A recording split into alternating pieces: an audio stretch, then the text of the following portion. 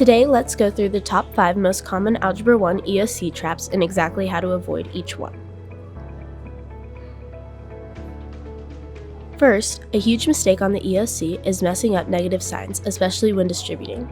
For example, if you have a negative outside parentheses like negative 2x minus 5, a lot of students write negative 2x minus 5, but that's wrong. When you distribute a negative, you have to flip every sign, so the correct answer is negative 2x plus 5. A quick tip is to say flip every sign in your head before moving on. Next, another common trap is mixing up slope and y-intercept.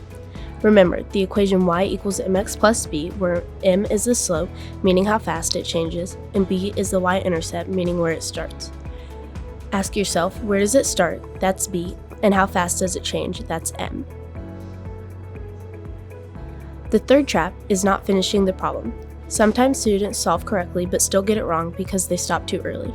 For example, if x squared equals 16, a lot of people say x equals 4 and stop, but there are actually two answers, positive 4 and negative 4. Always ask yourself if there is another solution. The fourth trap is using the wrong method for quadratics. Students try to factor everything even when it doesn't work. If the numbers are messy or don't multiply nicely, factoring will waste your time. A quick strategy is, if the numbers are easy, factor, but if they're weird, use a quadratic formula. The fifth trap is word problems, which trick a lot of students. For example, if a problem says, starts with $50 and increases by 5 each week, a common mistake is writing 50x plus 5, but that's backwards. The correct equation is y equals 5x plus 50.